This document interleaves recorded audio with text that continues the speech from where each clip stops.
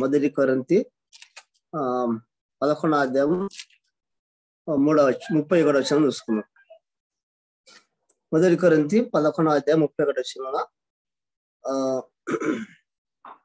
అయితే మనలను మనమే విమర్శించుకుని ఎడల తీర్పు పొందకపోదుము.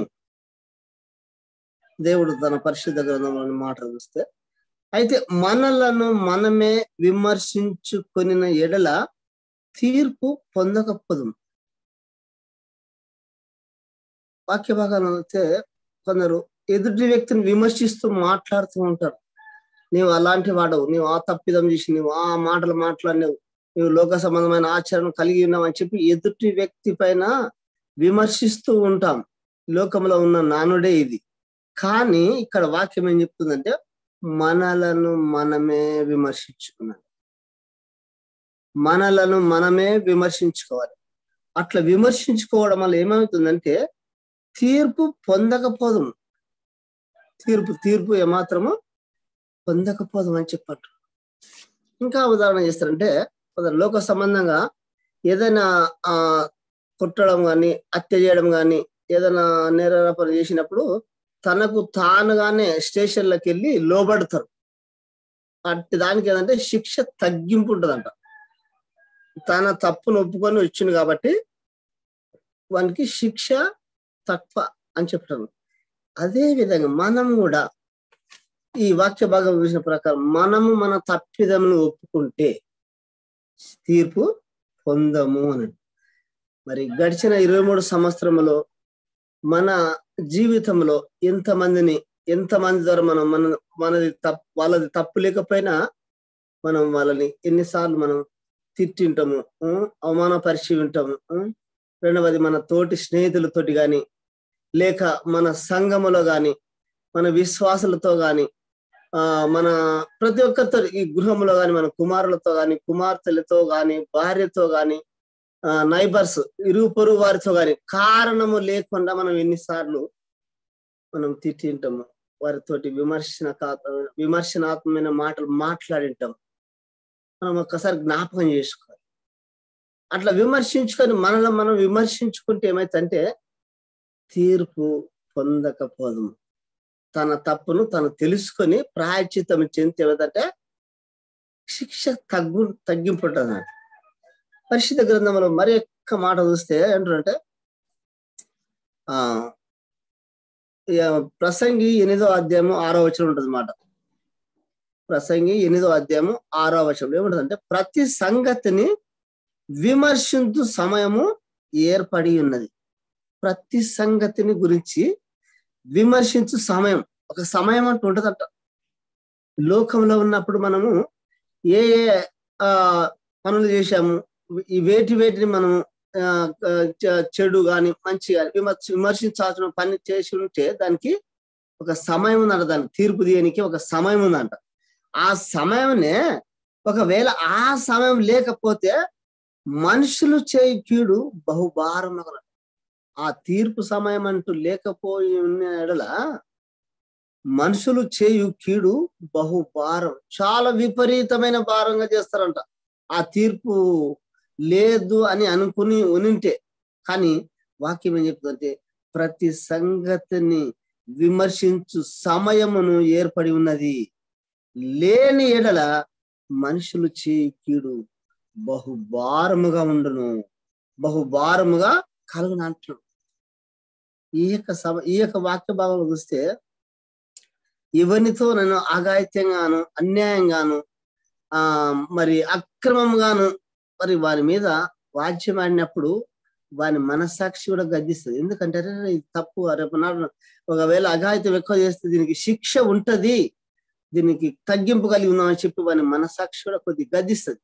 మూర్ఖుడైతే ఇంకా దాని మీద ఇంకా ఎక్కువ అఘాయిత్యం చేసి ఇంకా రేజ్ అయ్యి ఎక్కువ పోరాడుతున్నాడు. దాన్ని బట్టి మాకు వాక్య భాగం వస్తే ప్రతి సంగతి విమర్శించు సమయము ఏర్పడి ఉన్నది. లేని ఎడల మనుషులు చేయుకీడు బహుభారమగును. మరి యొక్క భాగం చూస్తారంటే దావీదు మహారాజు అంటాడు. దావీదు మహారాజు ఏమనంటే 32వ కీర్తన 5వ వచనం అంటాడు. ఏమనంటే, నా దోషమును కప్పుకొనక, నా దోషమును కప్పుకొనక నీ ఎదుట నా పాపము ఒప్పుకొంటిని. చక్కటి మాటలు. నా దోషమును కప్పుకొనక అంటే దాచిపెట్టుకొనక, నా దోషమును కప్పుకొనక నీ ఎదుట నా పాపం ఒప్పుకొంటిని. అందుకని సామెతల గ్రంథం ఇంకో మాట ఏమంటే, అతిక్రమములు చేయడం వర్ధిలుడు, వాటిని ఒప్పుకొని విడిచిపెట్టిన వాడు కనికరము పొందున మాట కూడా రాయబడింది. అయితే ఇక్కడ యెహోవా సన్నిధిని నా అతిక్రమములు ఒప్పుకొందును అనుకొంటిని. ఆయన సన్నిధిలో యెహోవా సన్నిధిని నా అతిక్రమములు ఒప్పుకొందును అనుకుంటుని. దావీదు మహారాజు నా దోషం, నా తప్పిదం, నా అతిక్రమము ఏదనుంటే నేను కప్పుకొనక నీ ఎదుట ఒప్పుకుంటున్నాయా, నీ ఎదుట ఒప్పుకుంటా. అంతేకాకుండా నీ సన్నిధి నా అతిక్రమమును ఒప్పుకుంటున్నాను. కానీ అన్నాడు దావీదు మహారాజు ఒరియా విషయంలో, బత్షెబా విషయంలో కప్పుకొనలేవు, కప్పుకొన్నాడు. కానీ నాతాను ప్రవక్త ద్వారా ఒప్పుకున్నాడు. నాతాను ప్రవక్త ద్వారా అతను వచ్చి, ఆ నాతాను ప్రవక్త వచ్చినప్పుడు ఒక ఉదాహరణకు ఒక కథ రూపంగా ఒక చెప్పినప్పుడు అది ఆ మూర్ఖుడు ఎవరంటే నేనే ఆ మూర్ఖుడు అని చెప్పినట్టు ఆ సందర్భం. అంతేకాకుండా అననీయ సప్రీలు కూడా మరి అపొస్తలులు లేదా వారికి ఉన్న పొలములు ఆస్తులు అమ్మి వారి పాదములు ఉంచి అనేక ఆత్మలు రక్షింపబడాలని చెప్పి వారి యొక్క పాదములు ఉంచినప్పుడు వారు అమ్మిన పొలములో కొద్ది డబ్బును దాచుకొని ఇదేనయ్యా మేము అమ్మిందని చెప్పి వాళ్ళు కూడా దాచిపెట్టుకున్నారు, ఒప్పుకోలేదు, కప్పుకున్నాను.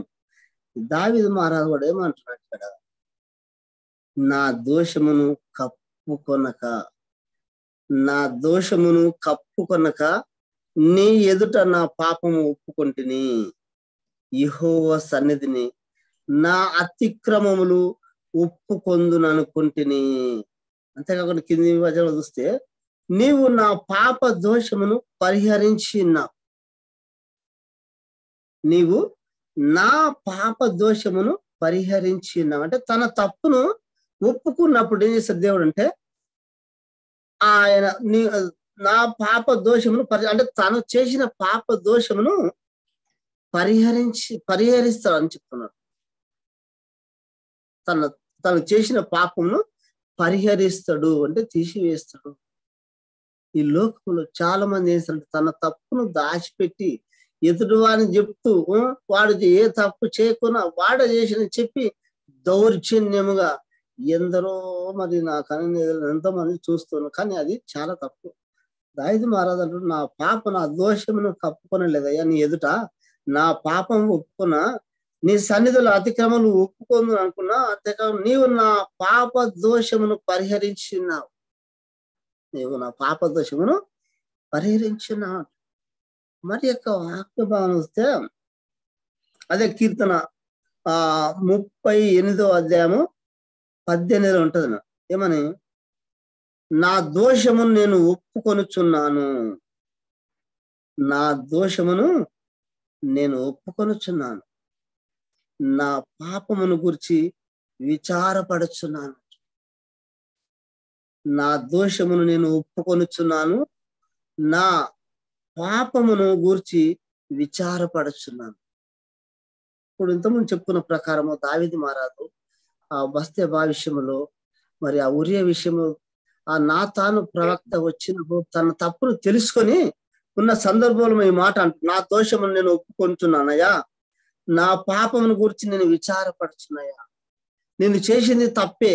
ఆ ఉరియను ఆ యొక్క యుద్ధములకు అని చెప్పింది, ఆ పత్రము రాసిచ్చింది, ఈ వ్యక్తిని చంపమని చెప్పింది, ఉరియతో పాపము చేసింది, ఆమెను గర్భవతి చేసింది, ఆమె గర్భవాసన పుట్టిన కుమారుని గురించి జబ్బు పడితే ఆ యొక్క కుమారుని గురించి ఉపవాసం ఉన్నది, ఇదన్నీ నా తప్పేనయ్యా అని చెప్పి విచారపడుతున్నాను. నా దోషము నేను ఒప్పుకొనుస్తున్నా, నా పాపమును గురించి విచారపడుచున్నాను అని చెప్పి ఆయన సన్నిధిలో ఒప్పుకుంటున్నాడు. అంతేకాకుండా ఇంకొక మాట చూసుకున్నాం. మొదటి యోహాను 1వ అధ్యాయము 9లో చూస్తే, మొదటి యోహాను 1వ అధ్యాయము 9వ వచనం చూస్తే, మన పాపములను మనము ఒప్పుకొనిన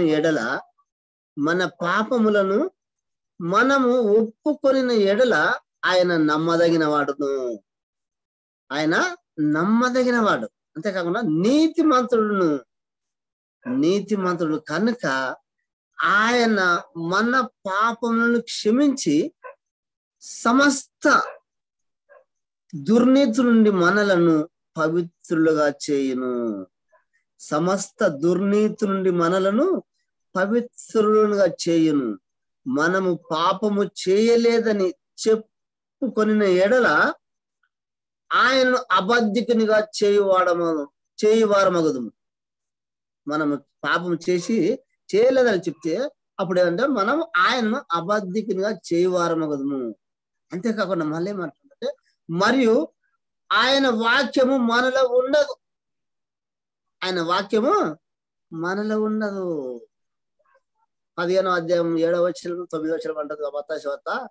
ఈ ప్రజలు తమ పెదవులతో నన్ను కనపరచగానే హృదయము దూరంగా ఉందయా అని చెప్పి మత్తయి సువార్తలు అంటారు. ఇంకొక మాట చూసుకుంటే ఏమన్నంటే అదే 51వ కీర్తన ఉంటది. 51 కీర్తన 5వ వచనం. నేను పాపములో పుట్టిన వాడను, పాపంలోని నా తల్లి గర్భము ధరించను. నీవు నా అంతరంగములో సత్యం కోరుచున్నావు, అంతర్యము నాకు జ్ఞానము తెలియజేసినావు అని 7వ వచనం అంటారు. నేను పవిత్రుడగునట్లు ఇస్సోపుతో నా పాపము పరిహరింపుము. ఇమము కంటెను నేను తెల్లగా ఉండునట్లు నీవు నన్ను కడుగుము. ఒప్పుకున్నాడు తన తప్పిదాన్ని ఒప్పుకుని ఏమట్లంటే, అయ్యా నన్ను కడుగయ్యా, ఇస్సోపుతో నా పాపమును పరిహరించు, ఇమము కంటెను నేను తెల్లగా ఉండనట్లు నువ్వు నన్ను కడుగయ్యా అని చెప్పి మరి దావీదు మహారాజు తన తప్పును, తన తప్పిదలను, తను చేసిన నేరం ఒప్పుకుంటున్నాడు.